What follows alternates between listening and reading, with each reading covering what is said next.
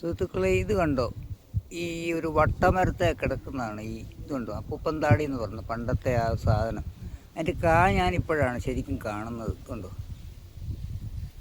ഉണ്ടോ അപ്പൂപ്പന്താടി ഉണ്ടോ? ഇതാണ് അപ്പൂപ്പന്താടിയുടെ. ഇതിൻ്റെ അകത്തുനിന്നാണ് ഈ ഓരോ അപ്പൂപ്പന്താടികൾ ഇങ്ങനെ പോകുന്നത്. ഈ ഒരു മരത്തെ ധാരാളമുണ്ട്. ഞങ്ങളുടെ ഇവിടുത്തെ അമ്പലത്തിൻ്റെ അടുത്തുള്ള ഒരു വട്ടമരത്തേലാണ് നിറച്ചും അപ്പൂപ്പന്താടിയുടെ വള്ളി.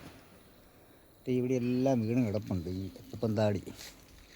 ഇതുണ്ടോ, ഈ നിലത്ത് കിടക്കുന്ന മുഴുവൻ അപ്പൂപ്പന്താടികളാണ്. ഉണ്ടോ?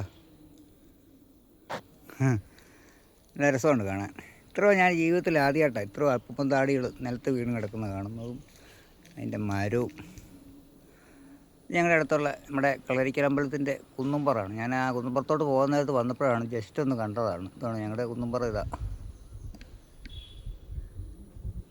കാണിക്കാം. അപ്പം അതിൻ്റെ സമീപത്ത് നിൽക്കുന്ന ആ ഞങ്ങളുടെ കൊടുങ്കാലത്തറയിലോട്ട് പോകുന്ന അമ്പലമാണ് കളരിക്കമ്പലമാണ്. താഴെ കാണുന്നതാണ് കളരിക്കലമ്പലം.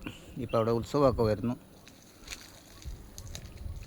അപ്പം ഞാൻ ഈ കൊടുങ്കാലത്തറയിലുണ്ട്. അവിടെ ഭദ്രകാളിയുടെ ഒരു തറയുണ്ട് അവിടെ, കാളിത്തറ. അങ്ങോട്ട് പോയത് അന്നേരമാണ് ഞാൻ ഇത് കണ്ടത്. ഈ അപ്പൂപ്പന്താടിയുടെ ഈ വള്ളിയും മരവും ഇതിൻ്റെ കായും കണ്ടില്ലേ ഇങ്ങനെ കിടക്കുന്നത്. ഇതിങ്ങനെ പറന്നു പോകും കാറ്റത്ത്. നിറച്ചുകൊണ്ട് ഈ വട്ടമരത്തേൽ. ഈ നിരത്തും കിടപ്പുണ്ട്. മുഴുവൻ അപ്പൂപ്പന്താടികളാണ് കിടക്കുന്ന. എല്ലാം അതെ അപ്പൂപ്പന്താടികളാണ്. ഉണ്ടോ? നിറച്ച് നിരത്ത് കിടപ്പുണ്ട്.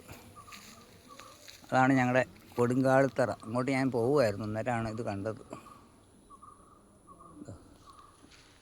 ഉത്സവം വരുമ്പോൾ എല്ലാവരും ഇവിടെ കയറി കുമ്പോടമൊക്കെ ആടി അങ്ങനെയുള്ളൊരു സ്ഥലമാണ് അത്. നല്ല പ്രകൃതി രമണീയവും നല്ല ശാന്തതയുമായുള്ളൊരു പ്രദേശം അത്. അങ്ങോട്ടിങ്ങനെ ഒന്ന് വന്നതാണ് ജസ്റ്റ് ഒന്ന്. ഇതാണ് ഞങ്ങളുടെ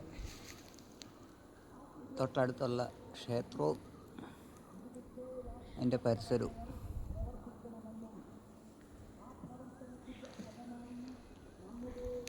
ഇതൊരു നല്ല ഹൈറ്റുള്ളൊരു പ്രദേശമാണ് സുഹൃത്തുക്കളെ.